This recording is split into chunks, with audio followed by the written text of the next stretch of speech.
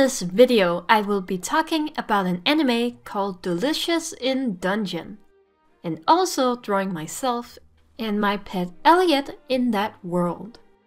So this is what I'll be talking about in this order: the drawing, the world, the story, and my thoughts. So starting out with the drawing, I decided I'd depict myself as a tall man. I feel that makes the most sense for me. Now, there don't seem to be many pets in this world. Like, dogs are mentioned, but they don't seem to have them come help in the dungeon, with one exception that is not very nice, to say the least. So I just let Elliot be, well, whatever Elliot is. Putting him in armor, of course, so he's kept safe in the dungeon. I wanted to give Elliot a headpiece, but I couldn't come up with anything that I thought would make sense and look cool, so I dropped it. I considered extending his armor spikes down his tail, but I figured that would mean less movement range, and tails are usually very important for balance, which I'm thinking is important in dungeons. For myself, I'll tell you right now, I didn't notice this until I finished. The arm lace of my shirt is visible on both arms, despite them being turned different ways. This would imply that the shirt has lace up on both the top and the bottom of the sleeve. I do fix this, but not until after I'm done. I really like the outfit I came up with. I found a lot of inspo from different background characters to make something unique that still fits in this world.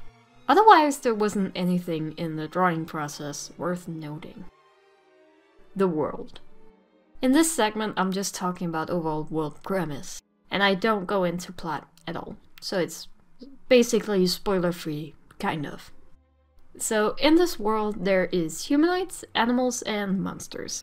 These are very much separate, and only animals are socially acceptable to eat. However, there aren't animals in dungeons. Only monsters.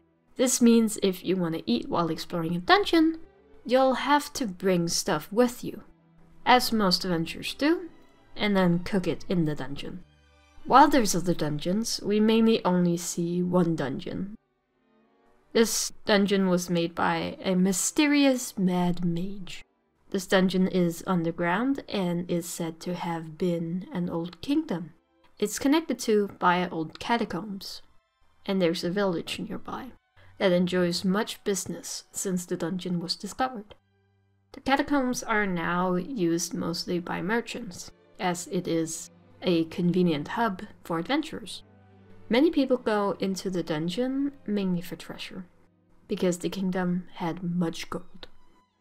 And since being discovered, it has mostly been stripped on the upper floors. The deeper you go into the dungeon, the more dangerous the monsters, so while the first floor is well explored, less and less people has made it the deeper you go in.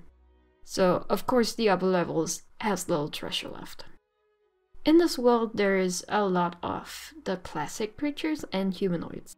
For humanoids, we have at least elves, dwarves, tall men, kobolds, and half-foots. For creatures, we have many more. And for plot reasons, I won't mention it. That might not seem to make sense, but like, either watch it or go to the next segment, and I think it will make sort of sense. Speaking of the next segment, the story. Now, I'll only be talking about the story setup, so spoilers are only for the first episode, mostly just setting up the world and the story. And also I'll be skipping other things, just trying to give you an idea if it's something you might want to watch. Anyways, you've been warned.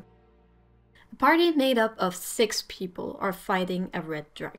One of their magic users sends the rest back to the surface, aka out of the dungeon, as the dragon seems to be winning. This magic user, her name is Fallon, is then swallowed by the dragon and is not able to return herself to the surface.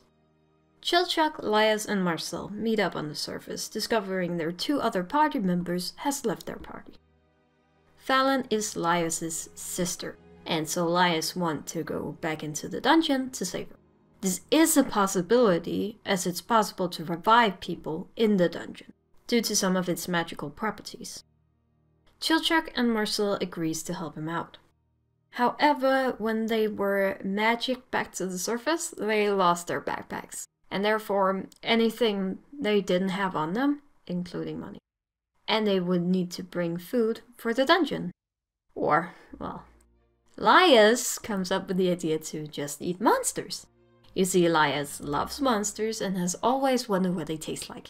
While Chilchuck and Marcel protest, Elias gets to work getting ingredients. He gets out a monster cookbook and starts attempting to make something. They're in a public space where a dwarf named Senshi happens to notice them. He eagerly offers to help them, and they end up with a delicious meal, thanks to Senshi's expertise. And Senshi is invited into the party. From here they adventure further and further into the dungeon to save Valen, making delicious and nutritious meals from the monsters and other found ingredients along the way. My thoughts. So for me making this video, you might guess I like the show. I think it has a unique angle on a fantasy world. I think all the meals are creative and so interesting. It's clear to me that a lot of thought went into it. I think the characters are mostly very good, and that the story is interesting, and that the art style is pretty. So yeah. Anyways, bye!